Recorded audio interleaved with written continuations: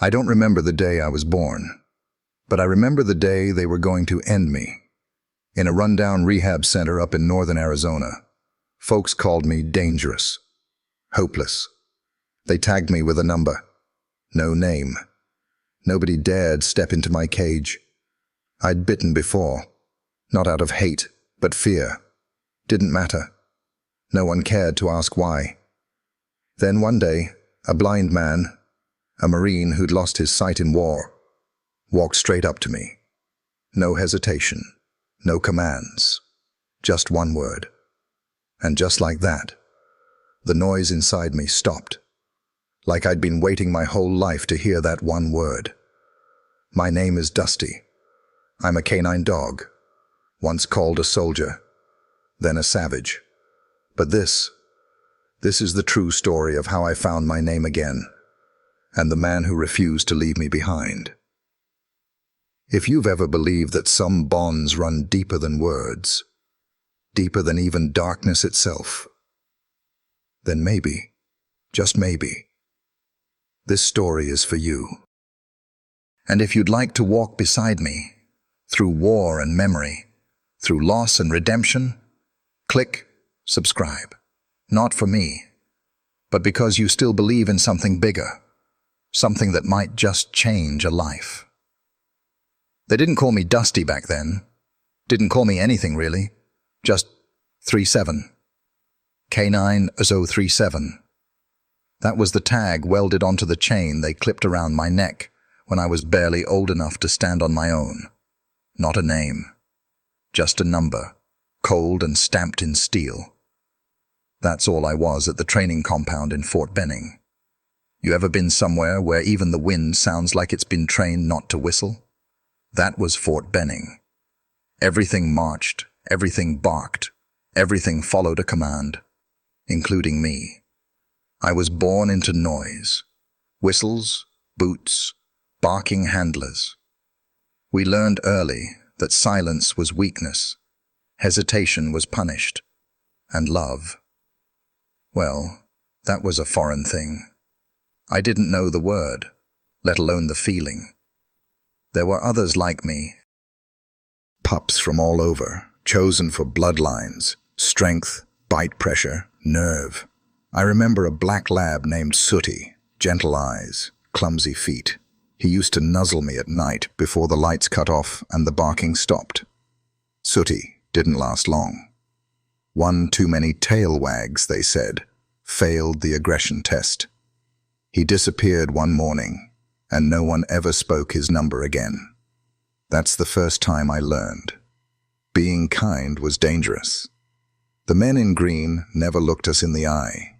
They kept clipboards, timers, and whistles. I was good at bite work. Too good, maybe. They'd toss a sleeve out, shout, "Attack," and I'd launch without thinking. I didn't know why I bit. I just knew it stopped the yelling. That was enough. I still remember the scent of those burlap sleeves. Sweat, rubber, fear. We were taught to clamp down and hold, not too hard, not too long. Controlled aggression, they called it. But the thing is, no one ever taught us what to do with the rest of our feelings. The ones that crawled under the skin when the cage closed at night. The ones that made me pace in the dark, clawing the same patch of concrete over and over. Sometimes, I'd hear a bird call through the vents, a whistle from some pine outside the fencing. I didn't know what kind of bird it was, but it didn't sound trained. And I remember wondering, in the simple way dogs do, what would it feel like to be wild? Then came the sorting. They lined us up, crate by crate, pulled tags, and read off numbers like groceries. A few of us were loaded into dark vans. I was one of them. I don't know where the others went. Never saw them again. We bounced down a long road, no windows, just the rattle of chains and the stench of nervous fur. We ended up in the desert. Fallujah. Hot, dry, no grass, no trees. Just sand, fire, and the constant hum of danger. I was reassigned to a unit with Marines. They didn't call me 3-7 anymore, but they didn't give me a real name either. They called me Dog, sometimes Unit. Once or twice, Freak, when I bit too fast or barked at shadows. But then one man showed up who didn't look at me like I was a weapon. His name was Sergeant Mason Ryland. He had eyes that had seen too much, and hands that shook when the sky went quiet. I noticed that. He didn't smile much, didn't yell like the others, but he always moved slow when he came near me. Gave me space, and one day, after a long patrol, he sat beside me, dropped his gear, and said something soft, something strange. Dusty. I didn't understand it at first. It wasn't a command, wasn't something I was trained to react to. But the way he said it, like he meant it, like he saw something. From that day on, he called me Dusty. Just like that, I had a name. We weren't partners, not yet. But I followed him when I could. He smelled like iron and tobacco, and he talked to me sometimes when the others weren't listening.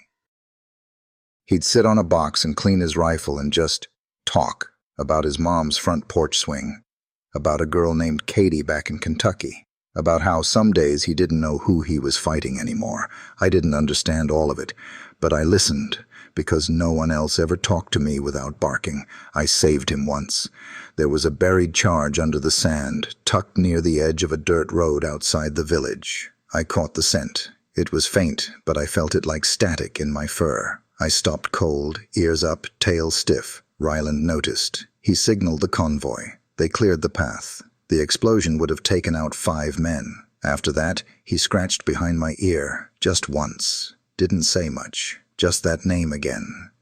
Good boy, Dusty. And I remember thinking, maybe I wasn't just a number anymore. But life has a way of turning warm things cold. One night we were ambushed. Mortars hit hard. Screams, sand, fire. I got separated. I ran. Not away from battle, just into it. The smoke blinded me. I barked and searched. But when morning came, I was alone. No Ryland, no unit, just dust and silence. I waited for 3 days. No one came back for me. They found me later. Not my unit. Some private contractors. Americans, but different. Less talk, more shock sticks. They scanned my chip, found the number, not the name. Back to being 037. Back to being a ghost. They flew me across the border, strapped down in a cage in the back of a plane that smelled like fuel and fear. New country, new cage, new handlers. No Ryland, no porch swings, no name, just a number. Again. But something in me refused to forget that name. Dusty. And somehow, I knew I'd hear it again. Someday. Maybe. Maybe. The first time I tasted war, it wasn't blood or smoke that hit me. It was silence. The kind of silence that hums just before everything explodes. I was flown out under a false name, new unit, new contract, private security this time. No flags, no salutes, no family. Just guns and orders. My handlers didn't speak much. They wore sunglasses even at night. Called me Blackjack. I didn't care. I already had a name, even if they didn't know it. Dusty. They just didn't ask. Fallujah faded behind me, replaced by long stretches of foreign sand and half-built compounds with walls that felt too high, too tight. Syria. Or so I gathered from the scent of the air. Burnt tires, diesel, old metal, and fear wrapped in prayer smoke. Everything felt off. The men here didn't kneel when I returned from a search. They didn't offer treats or pats or even a glance. Just cold mutters and long days.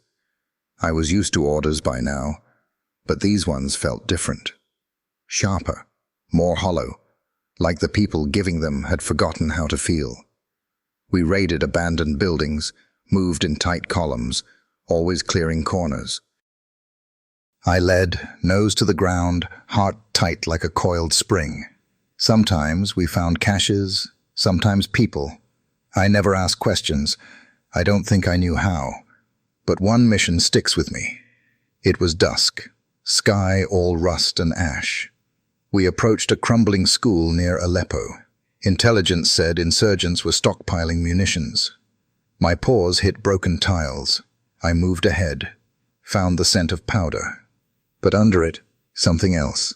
Sweat, soft fabric, soap, a child. I paused at a door, tail stiff, ears drawn back. I didn't bark. I didn't lunge. I just stood there, breathing.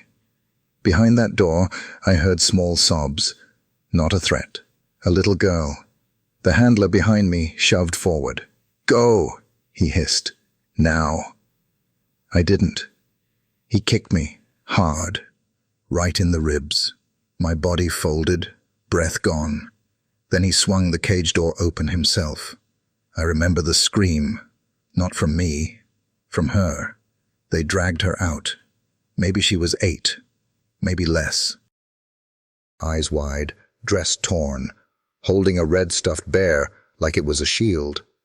I tried to move toward her, tail low. The handler yanked my leash so hard my collar cut skin. "Assets hesitating," I heard one say. That night, I was left outside the barracks in the cold. No water, no blanket, just the sound of that scream playing over and over in my head. That's when I started dreaming. Not like the quick snapping, leg-twitching dreams most dogs have. These were heavier, weighted down with memory and something else I didn't know how to name. I dreamed of Ryland, his hand on my neck, his laugh, his voice calling me Dusty, and always that porch swing. It creaked in the breeze, even though there was no wind. I started barking at night, not at anything, just barking. The handlers didn't like that. They stopped using words, started using pain. I got quieter, colder, and better. I found more explosives. I took down 2 men in 1 week, one armed, one maybe not. Didn't matter. They started calling me the Ghost, because I didn't growl. I didn't bark. I just appeared. Silent, precise, gone. I lost count of the deployments. I stopped trying to understand where we were or why. Everything blurred together. One mission. We were ambushed. I heard the gunfire before the humans did. I pulled the lead forward, dragging him out of range. Didn't get thanked. But I saw something in his eyes that night. Not fear. Recognition. He looked at me like I was something more than a tool. Just for a second. Then he turned away. When I got back from that tour, they said I was flagged. Too reactive. Too unpredictable. I'd bitten a handler, grazed his arm during an exercise. They said it wasn't aggression, but non-compliance. I was sent stateside. Arizona, Copper Ridge K9 Rehabilitation Facility. A place for dogs like me. The almost good. The too broken. They called it a second chance. But I knew better. It was a waiting room with concrete floors and silence too heavy to bark through. They put me in a kennel near the back, away from the others. Chain link, double locked. No toys. No visitors. Just the echo of my claws pacing the floor. Click, click, click. I heard the whispers. He's dangerous. Can't be trusted. 3 strikes. We'll give it a week. But no one asked why I bit. No one saw what I saw. Heard what I heard. Carried what I carried. Until one afternoon, someone passed by my run. She stopped. Didn't speak at first, just watched. Her scent was different. Calm. Familiar. Like morning hay and pine needles. She crouched slowly, outside the gate, slipped a treat under the bars. I didn't touch it. She didn't flinch. "Name's Lily," she said. "I don't scare easy." I didn't blink. She smiled, more to herself than to me. "You've seen things, huh?" I watched her go. Didn't know it then, but she'd be the one to let him in. The blind man. The one who remembered me before I could remember myself, but that's for later. Back then, I was just pacing in circles, counting ghosts, waiting for a voice I hadn't heard in years. A voice that didn't yell, didn't bark, just whispered a name I thought I'd lost forever. They didn't say goodbye, not that I expected them to. The kind of men I worked with didn't do goodbyes. They just moved on, swapped gear, reloaded clips, filed reports. I was cargo, collateral, a tool you pack up if it works, leave behind if it breaks. And I was broken, or so they said. After Syria, there was a briefing I wasn't allowed into. A decision made in a room I couldn't enter. Then a leash, a van, and a cage bolted to the floor of a dull gray transport plane that smelled like rust and old oil. I didn't know where we were going, only that it was far from where I'd lost myself. I didn't fight, didn't bark. I'd stopped doing both by then. I watched the handler through the mesh door. He never looked at me. Just scrolled through his phone, tapping like the world he lived in didn't include me. The plane landed rough. Sun hit hard when the doors opened. I squinted through slats of shadow, dry air scraping across my face like sandpaper. Arizona. I didn't know it then, but I'd smelled this place before. From desert boots, torn uniforms, blood-soaked bandages. They took me to Copper Ridge. The gates buzzed open, one after the other, like the place was daring me to try and run. I didn't. I'd stopped running too. The kennel was clean but sterile. Chain link on all sides, concrete floors. The only color came from faded chalk, writing on the far wall. Names, dates, numbers, none of them mine. I was back to being a number again. K9, 037, Blackjack. The ghost, never Dusty. I was fed twice a day. No contact, no training, no words that mattered. Occasionally someone would pause outside my cage, glance at the clipboard, then keep walking. Then came the evals. 3 handlers tried me. 3 failures. One of them, young, nervous, all swagger, stepped into my run too fast, too loud. I didn't bite to hurt. I bit to warn, just grazed the sleeve. But blood came anyway. They wrapped his arm in gauze, wrapped my future in red tape. Strike 3. After that, no one came in anymore. I paced, ate, slept in fits, dreamed of fire and bone, of sand, of Ryland's voice, of the porch swing that never stopped creaking. And then, something changed. It was late afternoon when I first smelled him. Sweat, salt, metal. A scent I hadn't known in years, but that wrapped around something buried so deep it made my ears twitch. Then I heard the tap. Steady, even, soft. Not boots, not a limp. A cane. He walked slow, deliberate, like each step had been rehearsed. But it wasn't the way he moved that held me. It was the way he stopped, right in front of my cage. Didn't crouch, didn't flinch, just stood there. Face calm, eyes hidden behind dark glasses. And then he spoke. Dusty. My legs stiffened. The handlers behind him tensed, ready for me to snap.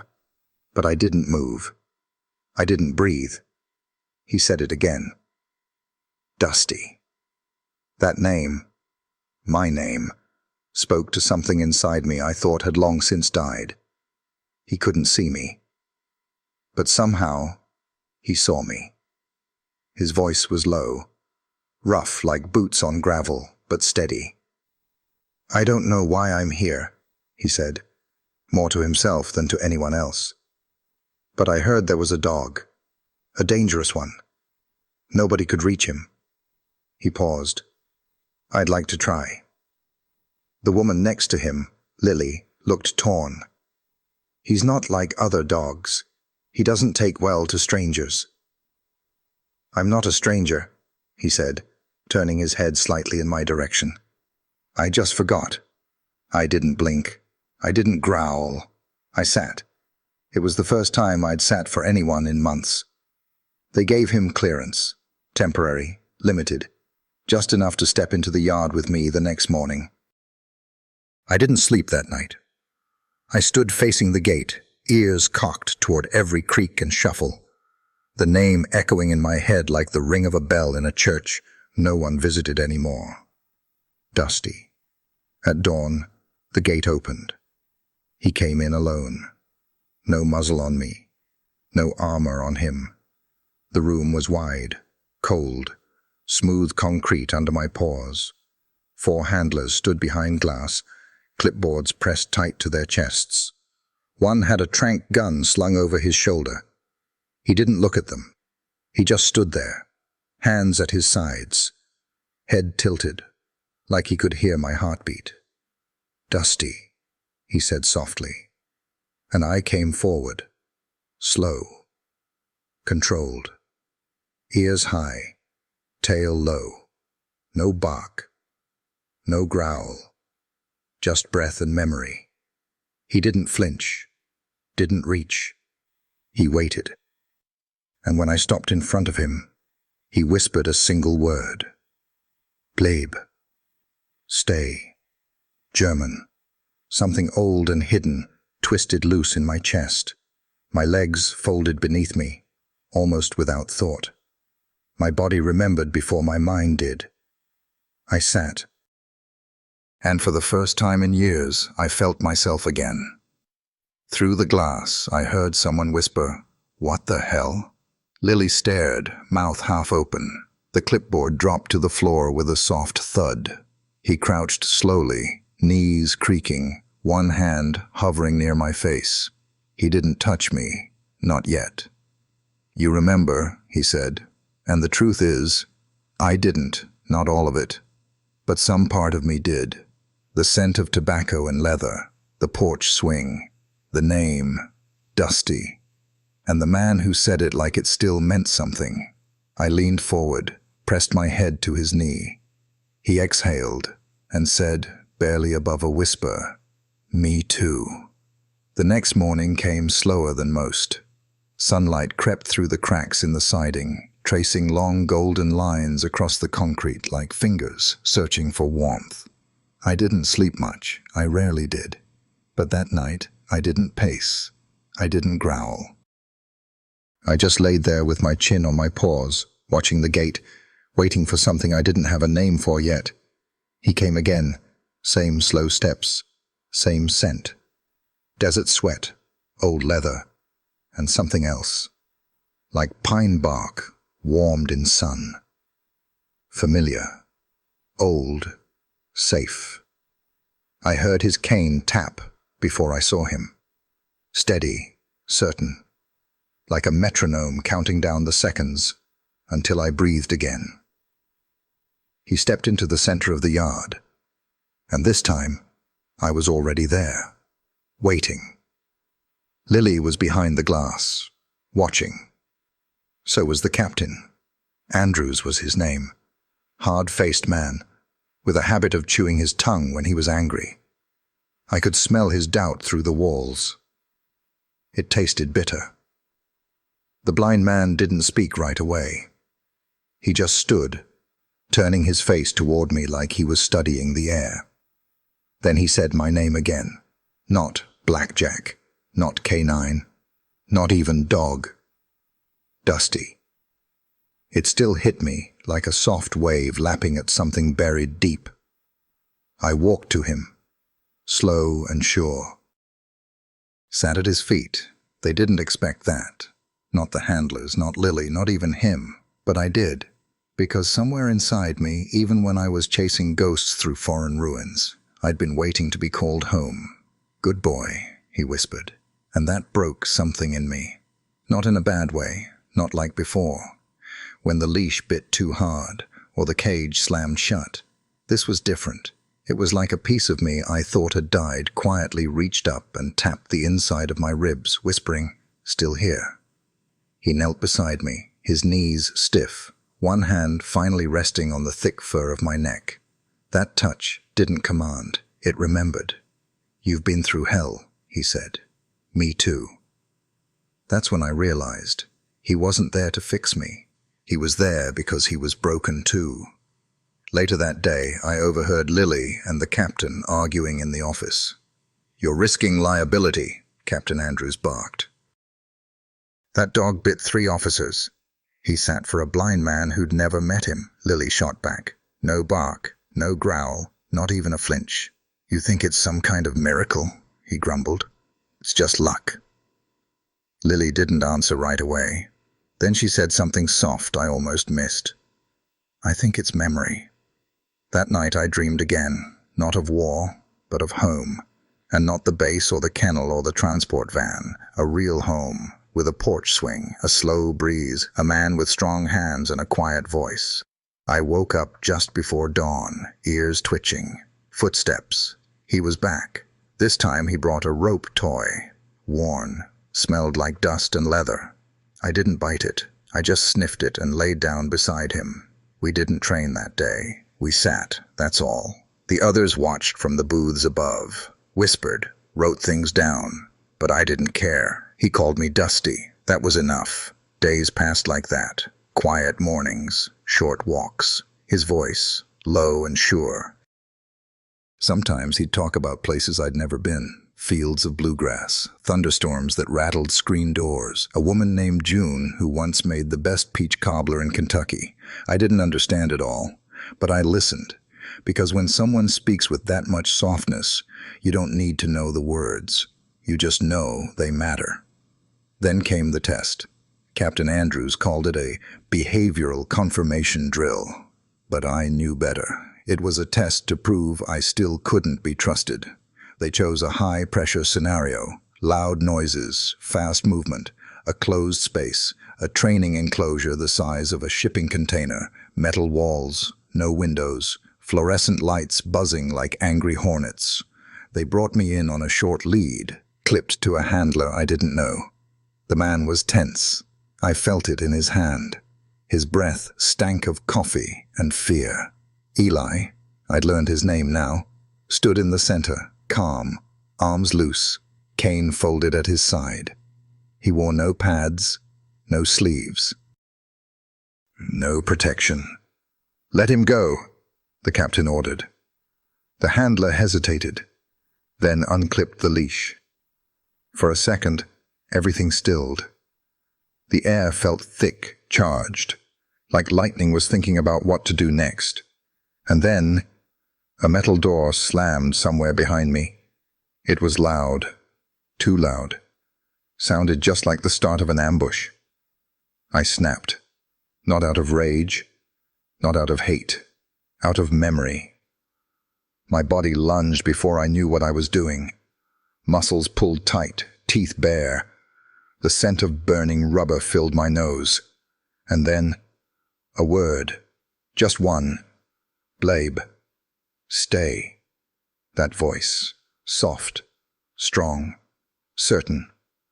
I froze mid-lunge, heart thudding. My feet hit the floor hard, claws scraping. I turned. Eli didn't move, didn't raise a hand, didn't shout. He just stood there, facing me, eyes closed, like he trusted me, like he remembered me. I dropped to the floor, chest heaving, ears back, tail still. The room was silent. Then someone cursed behind the glass. Another muttered, "That shouldn't have worked," But it did, because it wasn't about training. It was about history, mine and his. Eli knelt again, knees cracking, hand brushing the top of my head. "You're still in there," he said. "So am I." I leaned into his hand, and for the first time in my life, I didn't feel like a weapon. I felt like a dog, his dog. Later, outside the building, as the sky turned that soft Arizona pink, I lay at his feet under a patch of shade. He drank hospital coffee from a paper cup and didn't speak for a long time. Lily walked by and stopped. "He hasn't left your side since," she said. Eli didn't smile, but he didn't look surprised either. "He won't," he said quietly. "Why?" she asked. And I'll never forget his answer. "Because I didn't leave him either. Not really." I didn't know his name at first, just his voice, and something in it felt like the first warm wind after a long winter. The day he arrived at Copper Ridge, there was no parade, no file pulled with red stamps or clearance codes. He came alone, in a dusty old truck that rattled like a rib cage. He wore worn desert boots and a faded green shirt, the kind they used to give us downrange. The sleeves were rolled up, arms brown and weathered, like they remembered sunlight better than they remembered comfort.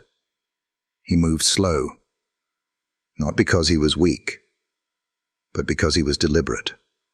Every step was counted, every shift of weight, careful. He used a cane, long and white, tapping gently as he walked. But even without eyes, he carried the room like a man who'd never forgotten how to lead. I watched from my run, behind 2 layers of chain link and a sign that read, "Caution. Do not approach." Most passed by quick. Some didn't look at all, but he stopped. Right there, right in front of me. I was already standing, ears forward, tail stiff, not aggressive, just alert, curious. Something in me pulled toward him.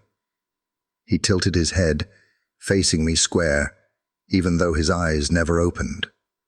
"I know you're there," he said, soft as wind through dry grass. "I can feel it." I didn't move. He smiled. "Name's Eli." I blinked. Staff Sergeant Elijah Hartwell, U.S. Marine Corps, retired. Mostly. I didn't know those words, but I knew the tone. Respect without demand. Calm without fear. He crouched down, slow and careful. The metal of his knee brace squeaked just a little. He didn't reach through the fence like the others had. Didn't test me. He just breathed and talked. "I heard there's a dog here," he said, voice low. "One they say's too far gone, too damaged, too dangerous." His hand rested on his knee. I took 1 step forward. He nodded like he felt it. "I've been called things too," he continued. "Broken, blinded, a liability. But you know what hurts worse than losing sight?" I stared at him, eyes locked. Being left behind. Something shifted in my chest. He was still for a while, listening to nothing, or maybe everything. Then, without turning, he spoke to the young woman standing nearby. "I want to see what he does when I say a word," he said. "Sir," she replied, hesitant. "He's not ready for commands. We don't—" "I'm not giving him a command," he interrupted gently. "I'm giving him a memory." She looked at him, then at me. Her name was Lily. I'd learned her scent by then, something soft, with traces of dog shampoo and black coffee. Eli turned his head slightly, nostrils flaring, and then he said it. "Dusty." I stepped forward without thinking. My body knew before my mind caught up. Lily gasped behind him. "That's not the name on his file," she whispered. "It is to me," Eli said. That was the moment the story changed, not in a flash, Not like a gunshot or an explosion. More like a door that had been stuck for years, creaking open just a crack, enough for sunlight to slip through. They gave him a trial period. 7 days. Captain Andrews wasn't happy about it. Said it was protocol, liability, insurance. But he gave in. Probably because he saw what I did. Because I chose to sit. Because I let Eli step into the yard the next morning and I didn't attack. He didn't wear protection. No bite sleeve, no padded suit. Just an old t-shirt and that cane hanging from his belt. When he stepped through the gate, I was already there, waiting. He stopped a few feet away. "Dusty," he said, like a prayer. I walked toward him. No barking, no lunging, just trust. "Good boy," he whispered. And I knew, not just the name, him, his scent, buried under years of blood and sand. His voice, the one I followed through smoke and ruin. He crouched slowly and touched my fur, a simple touch. But I hadn't been touched like that in years. Not with fear. Not with anger. Just understanding. I leaned into him, heart thudding like distant thunder. Lily watched from the observation deck, one hand over her mouth. The others took notes, whispered, adjusted cameras. But I didn't see them. I only saw Eli. He sat with me until the sun dropped behind the hills and the yard lights clicked on, humming like sleepy bees. "I'm not sure how I got here," he said, rubbing the spot between my ears, "but I think I was supposed to." He didn't say goodbye when he left that evening, just scratched under my chin and whispered, "Tomorrow." And I believed him. Because even in the silence of Copper Ridge, in the stale air and old concrete, something inside me finally stirred. Not instinct, not training, something older, something I'd forgotten how to name. Hope. They called it a controlled trial. But nothing about it felt controlled. Not to me. Not to Eli. Not to the officers lining the wall behind the safety glass, arms crossed, clipboards forgotten. Their eyes weren't on Eli. They were on me, the dangerous one, the biter. The last chance dog. The room was colder than the air outside. Concrete walls, steel-reinforced doors, everything painted a dull off-white that reminded me of hospitals and holding cells. A camera mounted in the corner blinked red like a single watching eye. I could smell bleach, rubber, and the faint trace of fear in the soles of boots. They brought me in early, just after dawn. No muzzle, no leash, just me, and a silent room full of people waiting for me to fail. Eli was already there, standing in the center, his head tilted slightly, face turned toward where he must have known I'd be. He wore a plain t-shirt and jeans. No armor, no padding, no weapon. He wasn't here to fight me. He was here to find me. I stepped into the room, and everything slowed. I didn't lunge, didn't pace. I just stood there, paws on cool concrete, tail down, ears alert, watching him. He didn't move, didn't call my name. He just breathed and waited. And the silence between us said more than all the shouting I'd ever heard in training yards and blast zones. I started forward. One step, then another. My claws clicked softly on the floor, each sound swallowed by the walls. Eli didn't flinch, didn't even blink. I got close enough to smell the truth on him. Sweat, worn cotton, the scent of old pain that lives deep in the skin, like it never quite washed out. He spoke then, not loud, not commanding, just steady.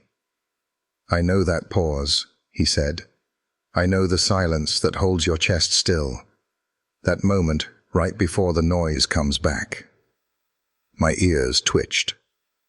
You're not planning, he continued. You're listening. My breath caught. He stepped forward just a little, enough that his boots scuffed against the floor. I didn't retreat. You know fear, he said. Not the kind that bites, the kind that buries itself under your ribs and whispers to you when the world goes quiet. He held out his hand, palm down, fingers loose. I've been there. I sniffed once. Then again. His scent came through clean, not threat, not dominance, recognition. He didn't move. I did, slow, deliberate. My nose hovered under his fingers. His hand didn't shake. His body stayed soft, quiet, still. I sat, just like that. No command, no treat, no leash. The room went completely still. Behind the glass, Lily leaned forward, pressing her hand to the control panel. I saw her lips part, but no sound came. Captain Andrews turned his head toward the other officers, muttered something I couldn't hear. One of them dropped his pen. Eli crouched down, groaning a little as his knees bent. He didn't reach right away. He just whispered, I had a buddy once, Fallujah, tough as nails, couldn't open a screen door without flinching. He chuckled softly. Told him it would pass. I lied. It never did. He just got better at pretending. His fingers touched my fur, gentle, certain, like he was smoothing something that had been rough for years. You're not angry, he said. You're just waiting for someone to remember where you came from. My eyes closed, and in that quiet moment, something let go inside me. The part that had been bracing for impact since Syria. The part that expected every hand to hit, every voice to bark, every glance to dismiss. Gone. I rested my head against his chest, and stayed there. Long after they shut off the camera. Long after the trainers filed out in stunned silence.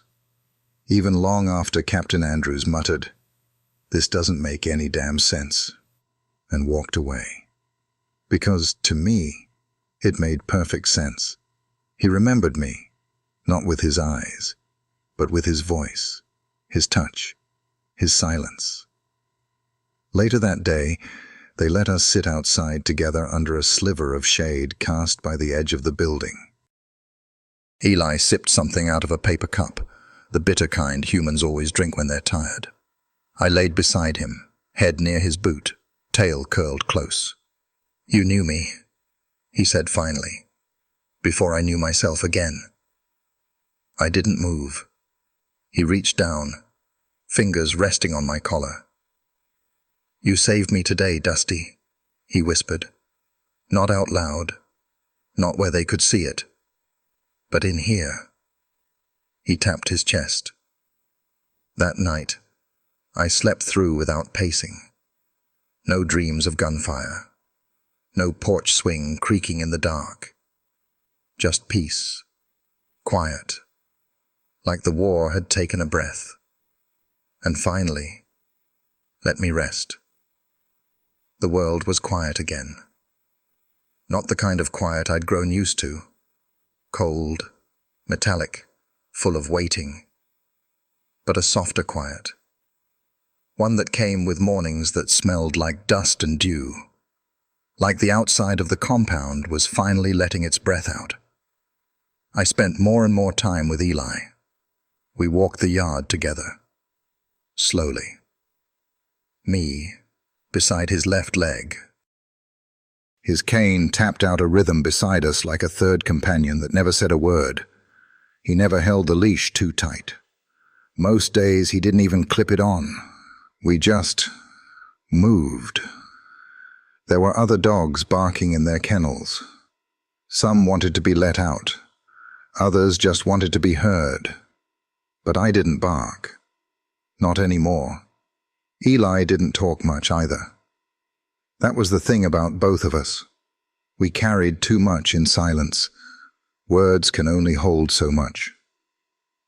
The rest settles deep. Sometimes Lily would watch us from the far corner of the fence. Sometimes she took notes. though her eyes were never really on the clipboard. She was watching something else, watching the way I leaned toward him without thinking, watching the way he stopped mid-step if I paused. We weren't trainer and dog. We were remembering something. Then came the day everything cracked wide open. It started simple. A test. They wanted to see if we could handle the city. Eli thought it was too soon. So did I. But Copper Ridge was under pressure. The brass wanted proof, a success story, something they could stamp and send to donors and departments that paid for dogs like me to disappear. So, they gave Eli a vest for me that read "Canine in Training, Do Not Pet," and put us in a car headed downtown. It was warm that morning, not yet blistering like Arizona summers can be, but enough to bake the air off the sidewalks.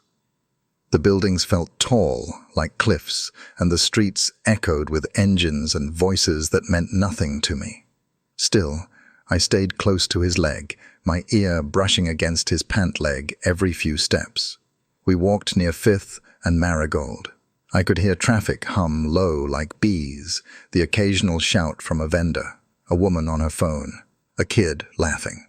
Eli kept his pace slow, his fingers resting lightly on my back, like they could see better than his eyes ever did. Then it happened. A dumpster lid slammed. Hard, loud, wrong. That kind of wrong you don't just hear, you feel. Deep. Bone deep. It didn't sound like a lid. It sounded like the beginning of everything bad I'd ever survived. I spun, not to run, to react. My body moved before I could stop it. My leash jerked. Eli stumbled, caught off balance.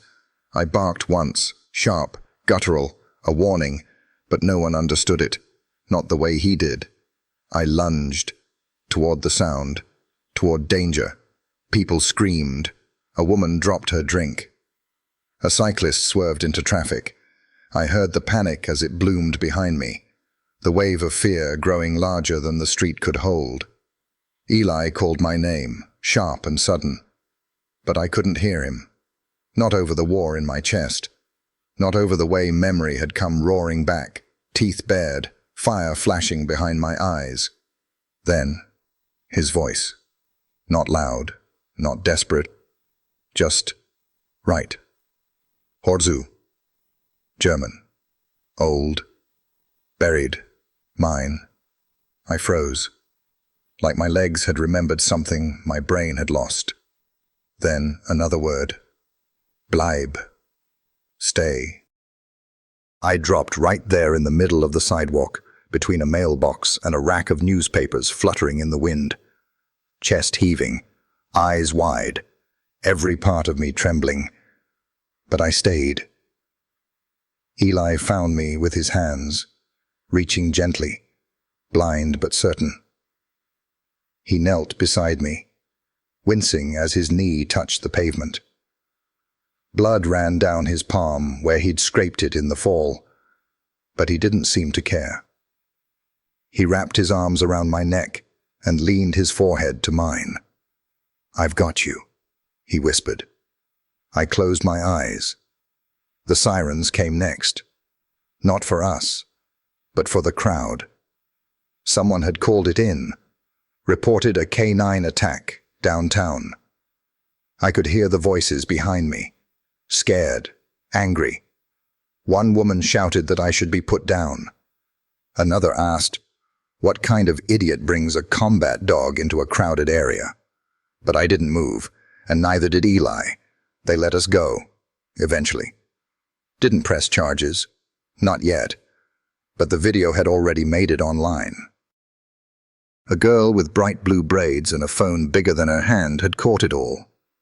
She posted it on something called TikTok, captioned it, "Blind man calms wild K9 with German whisper." It went viral within hours. By the time we got back to Copper Ridge, the phone in the front office wouldn't stop ringing. Captain Andrews was furious. "This is a PR nightmare," he said, slamming his hand on the desk. "A lawsuit waiting to happen. That dog could have killed someone. Lily didn't flinch. He didn't. He almost did. He came back, she said softly. He came back to Eli. That's not good enough. She stepped forward. It wasn't a breakdown. It was a memory. That sound, it didn't scare him. It took him back. The room went silent. Andrews finally exhaled, long and hard. You've got 72 hours, he said. Then I pulled the plug. She nodded once and left the room. Eli and I sat outside the infirmary. His knee was wrapped. My vest was off. The wind smelled like metal and something distant I couldn't place. Lily crouched beside me. He stayed with you, she said, brushing my ear back, even when he lost it. Eli nodded. It wasn't a command.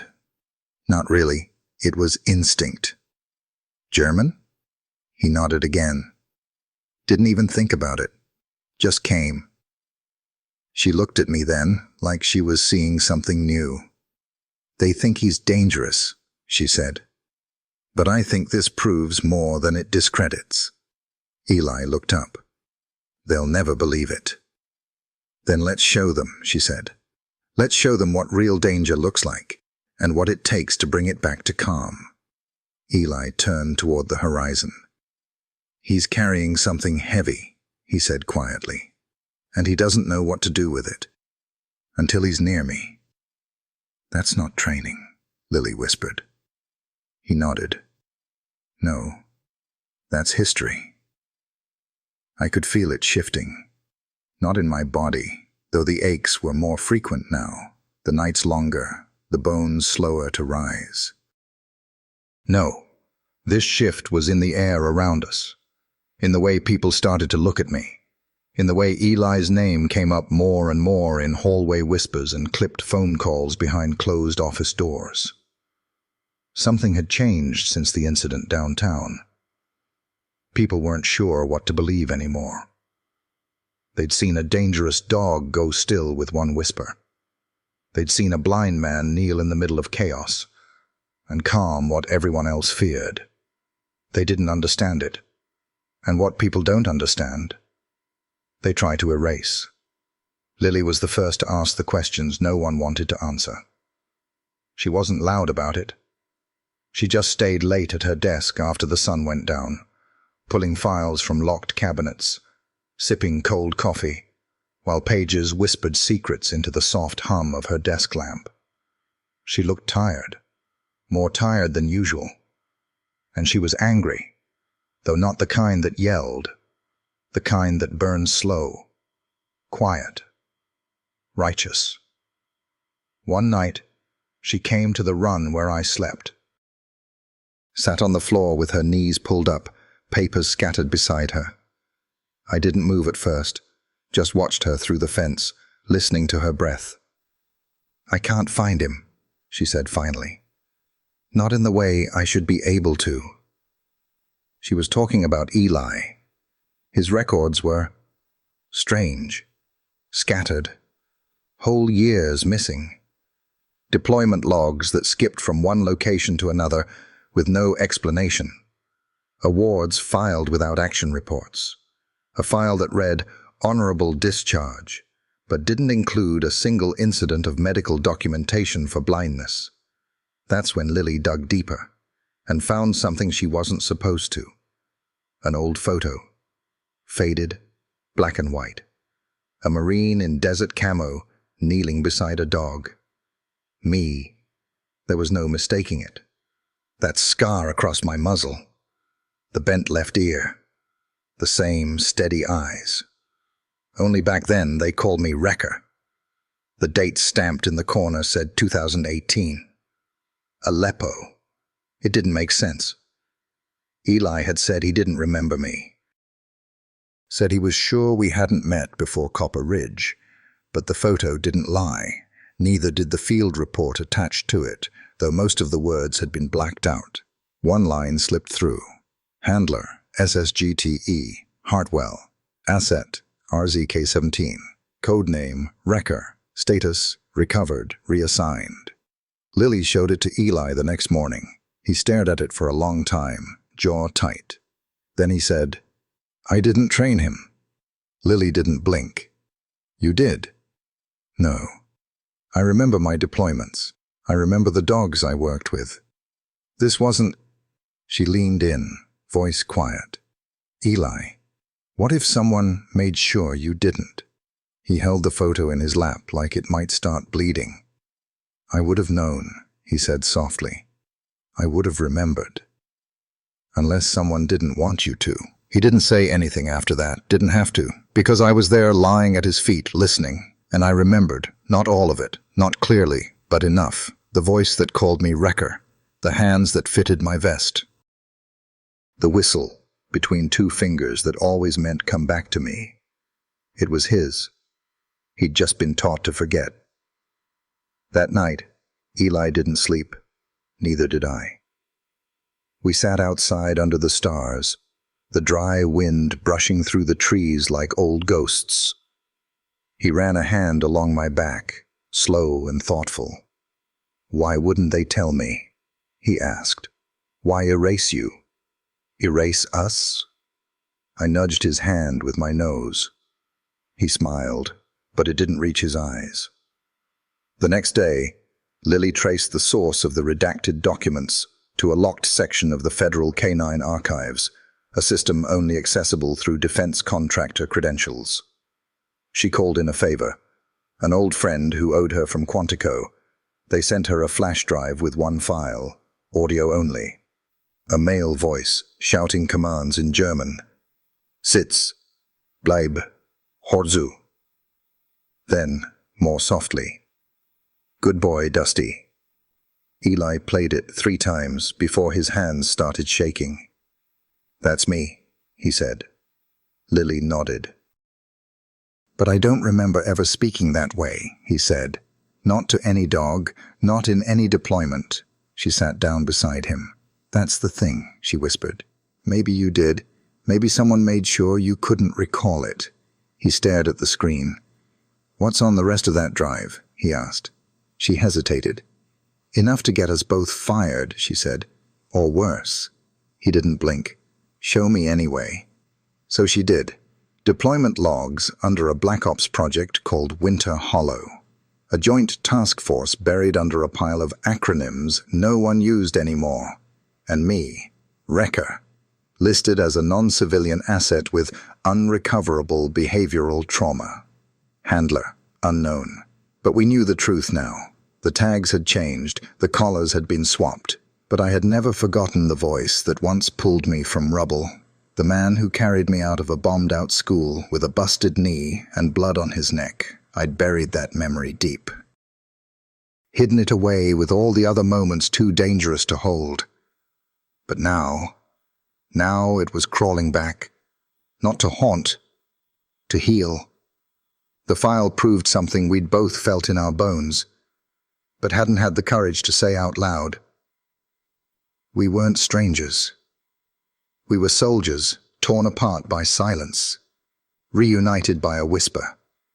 And somewhere out there, someone was going to great lengths to make sure we stayed forgotten.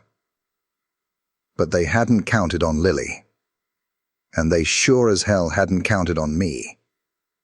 They started watching us differently after that. Not the sideways glances or the whispers behind clipboards. That had always been there. No. This was something colder. Tighter. A silence that had nothing to do with awe, and everything to do with fear. Lily had called it what it was. A cover-up. Winter Hollow. A mission that had never officially happened, with dogs that didn't officially exist, and handlers that were buried in sealed files. What they'd done to me, rebranding, renaming, reassigning, was only half the truth. The other half, they'd done the same to Eli. I could see it in the way he stopped speaking for long stretches, the way he sat by himself outside the compound at dusk, the sun behind him, and his eyes closed like he was trying to listen to something buried beneath the wind. "Why us?" he whispered to me one night, his hand resting on my back. I nudged him gently, pressing my head into the crook of his arm. "We weren't supposed to survive that mission," he said, almost to himself. "That's the only thing that makes sense." It had been years since Aleppo, years since that school, since the moment he went into the rubble to save a little girl they said wasn't worth saving. That's what they'd wanted him to forget. That act, that decision, not just because it broke protocol, but because it proved something no file could hold. That he saw me as more than a tool. That I saw him as more than a voice. We were ghosts to them, remnants of something inconvenient, unfinished stories that should have stayed buried in foreign sand. But ghosts have a way of lingering, especially the ones that know the truth. One morning, just past sunrise, a black SUV parked outside the gates of Copper Ridge. No markings, no dust, fresh government shine. Lily met them at the gate. I could smell tension before I even heard their voices. 3 men stepped out, suits, clean cuts, not a speck of sweat despite the heat. One of them had a file under his arm and a badge clipped to his belt with too many letters and no department. They asked for Eli, not with warrants, not with words like please. Lily stood firm. "He's not obligated to speak with you," she said. But they didn't need to hear his voice. They were after me. I was the problem now. A security risk, they said. A living asset that carried classified associations. Captain Andrews argued for maybe 3 minutes before they silenced him with a phone call. I don't know what was said, but when he hung up, he didn't look at me. He looked at the ground. 48 hours, he muttered. They want the dog surrendered. Surrendered, like I was something you hand back after a mission. Not a soul, not a life. Lily broke the silence in the room. "You can't just erase them again," she said. Eli stood slowly, his voice steady. "They already tried." He reached down, touched my collar. I leaned into his side. Later that night, Lily came to my run with a bolt cutter tucked under her jacket. "I'm not letting them take you," she whispered. I looked up at her, and I saw it. Resolve, the same kind Eli had the day he whispered my name through chain link. She clipped the gate. The metal fell with a soft click, and we walked. No alarms, no sirens, just soft boots on gravel. Eli was waiting by the back fence, a duffel bag slung over his shoulder, his jaw clenched tight, his free hand curled around my harness. "Time to go home," he said. We climbed into a truck with a dusty windshield and a squeaky tailgate. The driver was a man named Vince, retired Marine. Never asked questions. Just started the engine and said, "You need time, I'll buy it." We drove for hours. Off the map. Into the kind of quiet that doesn't ask questions, only listens. The sun dipped low, and for the first time in my life, I wasn't running away. I was running toward something. Truth. Memory. The kind of reckoning only ghosts know how to carry. When we stopped, it was dark. Stars above us. Wind in the scrub brush. I stepped out first, paws touching red soil. Eli followed, tapping forward with his cane. We stood on the edge of an old communications outpost long since abandoned. Rust on the door, bullet holes in the wall. History bleeding through silence. "They won't stop," Lily said quietly. "I know," Eli replied. "Then why bring him here?" He turned toward me, reaching down until his fingers brushed my fur. "Because this is where it began, and I won't let it end the same way." I lay beside him that night under a tarp and stars. I didn't dream. I remembered. The rubble. The command. His voice. My leap. And the little girl we pulled from the dust. Her arms wrapped tight around my neck, crying into the collar they would later strip from me. I remembered the sirens, the silence, the lies, and the one man who refused to forget me, even when they made him forget himself. The wind blew low across the desert, carrying our scent far. They would follow it. But this time, we weren't ghosts. We were fire waiting for dawn. We made it to Hollow Mesa by sunrise. Not much of a place, just a stretch of desert scarred with wind and old military secrets. The outpost we holed up in was little more than a shell. One concrete bunker sunk halfway into a hill, roof patched with tin and memory. But to us, it felt like the edge of something honest. No gates, no glass walls, no men in suits, just red soil, wide sky, and quiet. The kind of quiet that doesn't judge you. The kind that listens. Lily had brought supplies, canned food, med kits, printed documents in plastic sleeves, everything she could carry without drawing too much attention. She moved like someone who had just crossed a line and knew there was no going back. And Eli, he moved slower now, not from age, but from weight. The weight of truth, of remembering, of knowing. We kept watch in shifts. Lily took first.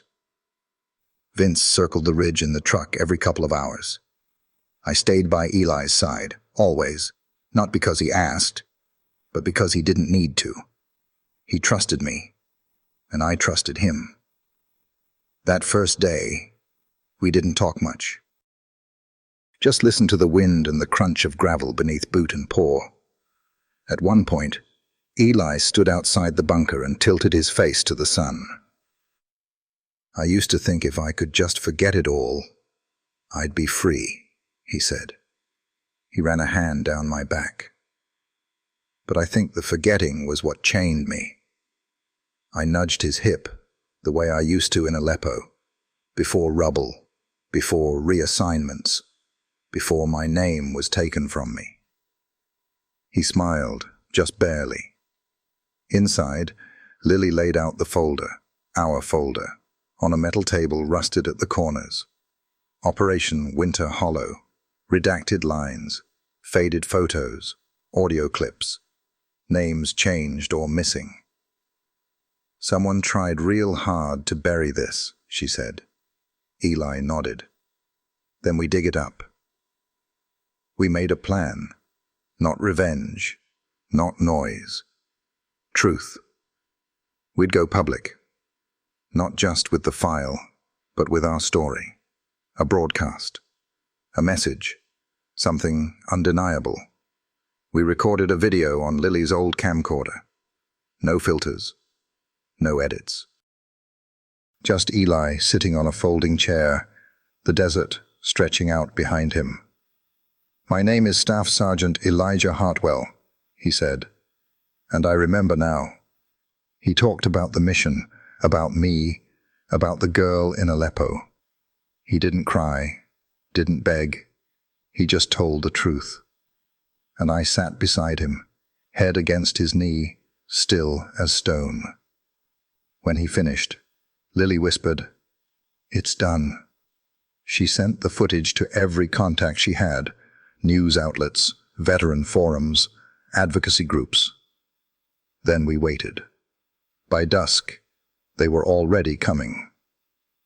3 black SUVs, no headlights.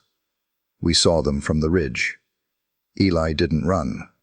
He stood at the edge of the bunker with his cane in one hand and the folder in the other. Lily stood behind him, holding a second copy on a flash drive. I sat between them, not ready to fight, but ready to be seen.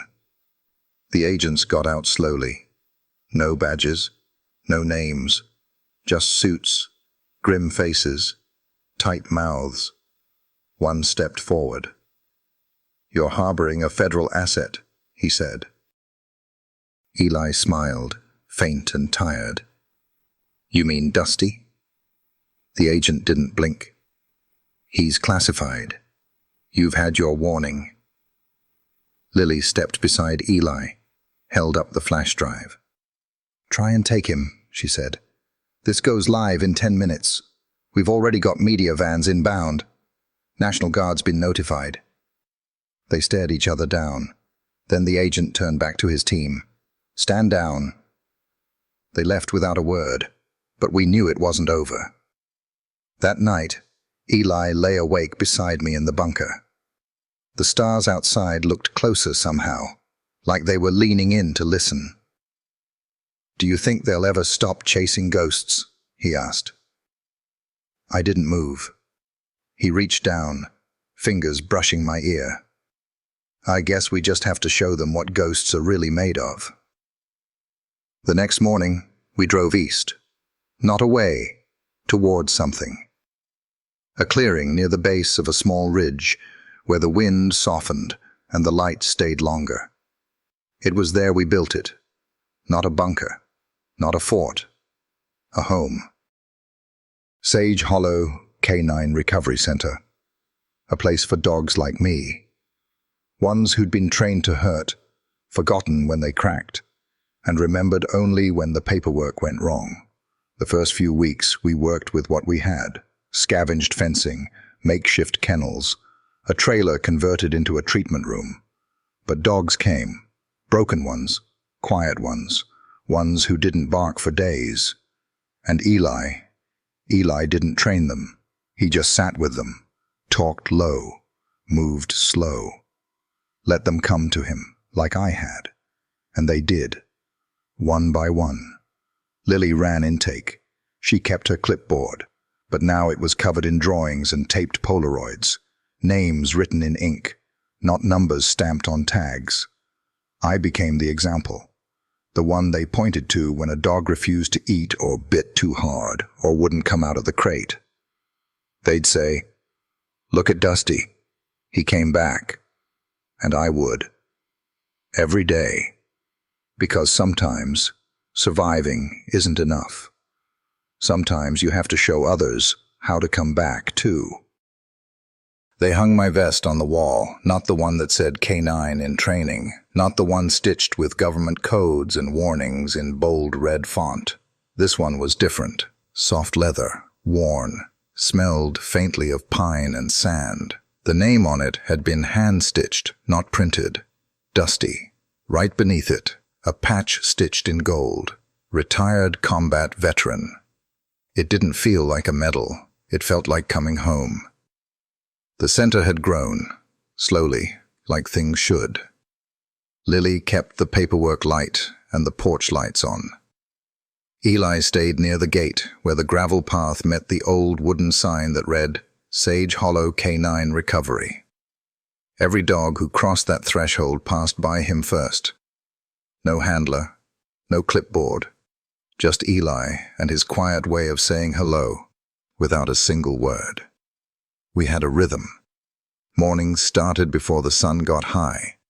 I'd wake at Eli's feet, stretch out on the wooden floor of the bunkhouse, then make my rounds, nose low, tail calm, checking on the new ones. Scout came in limping, a 3-year-old German shepherd with one bad leg and a bigger fear of eye contact. They said he was shy. I could smell what he really was. Scared, confused, left behind. I didn't train him. I just walked beside him. At first, he wouldn't eat unless I stood near the bowl. Then he started pacing when I wasn't around.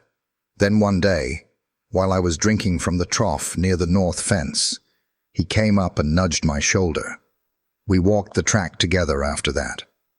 One paw at a time. Sometimes healing doesn't bark. Sometimes it just follows. There was a moment, a quiet one, right around dusk, when Scout broke into a run across the field. It wasn't graceful. His leg buckled a little, but it was his. Lily saw it from the porch. She set her tea down and whispered, "He's learning how to be a dog again." Eli stood beside her, leaning on his cane. "He's remembering how," he said. The center got visitors, a couple of local vets, a student from the university who volunteered on weekends. One afternoon, a woman showed up wearing a wide-brimmed hat and sunglasses, her hands shaking just a little as she stepped out of the car. I recognized the scent before she spoke. Jasmine, soap, and something else. Old sorrow. She didn't look at me right away. Walked slowly toward Eli, holding a photo. "Is this him?" she asked. Eli took the picture gently, held it up to the light. It was faded, bent at the corners. A little girl, maybe 7 years old, her arms wrapped tight around the neck of a dog with eyes that looked just like mine. She pointed to the photo. That was my niece, in Aleppo. You pulled her out. Eli didn't say anything, just nodded. The woman turned to me. Her eyes were wet now. "I never thought I'd get to see you again," she said. I stepped forward, slowly. She knelt down, ran a hand over my head. "You saved her," she whispered. And for the first time, I understood something I hadn't before. That sometimes, the things we do out there, they don't disappear when the mission ends. They ripple. They find their way back. That night, Eli and I sat under the stars on the back porch. He sipped something warm from a tin cup. I lay beside him, eyes half closed, ears twitching with the breeze. "You know," he said, "I used to think names didn't matter." He looked down at me. "But you never forgot yours, even when I did." He reached down and scratched behind my ear, slow and familiar. "They took everything from us, the collars, the files, the history." He leaned back in his chair. "But they couldn't take the bond." A few yards away, Scout rolled in the dirt, tail thumping. Another dog, Tango, watched him with wary curiosity. Tango was newer, all nerves and suspicion, but he was watching, learning. It always starts with watching. Eli chuckled softly. "You're not training them, are you?" I didn't move. He smiled. "You're reminding them." The next morning, the mail arrived. A thick envelope stamped with a seal I didn't recognize. Inside was a certificate. Not for me, for Eli. His service record had been amended. The mission that never happened now lived in ink. Operation Winter Hollow. Status closed with commendation. Handler. Staff Sergeant Elijah Hartwell. Canine Asset. RZK-17. Dusty. It was official. They couldn't bury us anymore. And maybe we weren't heroes in the way the world framed it, but we'd been seen, named, known, and that, more than anything, was enough. I don't run anymore, not because I can't, though my joints remind me each morning that time has teeth, but because I've finally found what I spent so many years chasing. Stillness. Not the kind that comes from cages or orders or punishment. The real kind. The kind you find at the end of a long trail, where there's nothing left to prove and nowhere you'd rather be. Most mornings now start with the sun rising behind the ridge, pouring warm gold through the acacia trees and across the gravel yard of Sage Hollow. The porch boards creak beneath Eli's boots. The wind carries the smell of fresh earth and pine. It's quiet, but it's not empty. Scout's usually up first, stretching stiffly before limping out to nose around the water trough. Tango waits by the gate, ears twitching at every bird call, like they're secret messages only he can hear. And me. I walk slow, no hurry, every step deliberate, measured. I've earned that. Eli doesn't talk much these days, and he never did waste words on things that didn't matter. But he still tells me the important things, how the new fencing is holding, how Lily's setting up a second training lot, How we've got 3 more dogs coming in next week. 2 from a closed-down police unit. 1 from the border. All of them bruised. All of them scared. And all of them about to learn what it means to be more than a tool, more than a number. Eli and I walk the property line together most evenings, just as the light goes soft and long. We don't speak. We listen to the breeze, to the shuffle of paws behind us, to the sound of a life that's finally whole. One night, we sat on the porch after everyone else had turned in, the stars stretched wide above us. Quiet, steady, familiar. Lily came out with a cup of tea in her hand and an old blanket draped over her shoulders. She didn't say anything at first, just rocked gently in the chair beside Eli's and watched the horizon. Then she asked him, "Do you ever think it was all too much? Too broken to fix?" Eli didn't answer right away. He reached down, let his hand settle on my back, just behind the scar that never grew fur again. "No," he said. "Not if you come back." She nodded. Didn't press, didn't have to. A moment passed. Then she turned to me. "You knew before we did," she whispered. "Didn't you?" I blinked slowly, then lowered my head to Eli's boot. We sat that way for a long time, not because we needed to, but because we could. A week later, I got a visitor. Not someone from the old files, not from the government or the center, or the towns nearby. It was a little girl, maybe 10 now, older than the last time I'd seen her. Hair longer, eyes still bright. She walked across the gravel with her hands behind her back and a look of deep, nervous purpose. Her aunt had brought her, the same woman who showed Eli the photograph. I stood as she approached. My legs weren't what they used to be, but they held. She stopped in front of me, looked up at Eli, then at me. "I remember you," she said. She reached into her pocket and pulled out a red ribbon, frayed, faded. The kind little girls tie around stuffed animals or in their hair. She held it out, shyly. "I found this on the ground after they pulled me out," she whispered. "I kept it. I didn't know why, until now." I bent down and let her tie it to my collar. It hung there like a memory, bright, small, and strong.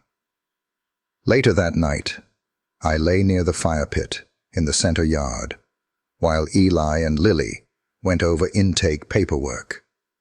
Scout rested beside me, breathing slow and even. Tango paced in a figure 8, too curious to sleep. A coyote called in the distance, and I thought about what it means to come home. Not just to a place, but to yourself.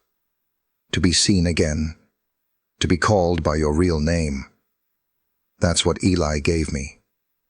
Not with a command, not with a leash, but with a whisper. When I was at my worst, wild-eyed, forgotten, ready to fall back into the dark, he stepped forward and said one word, and I remembered.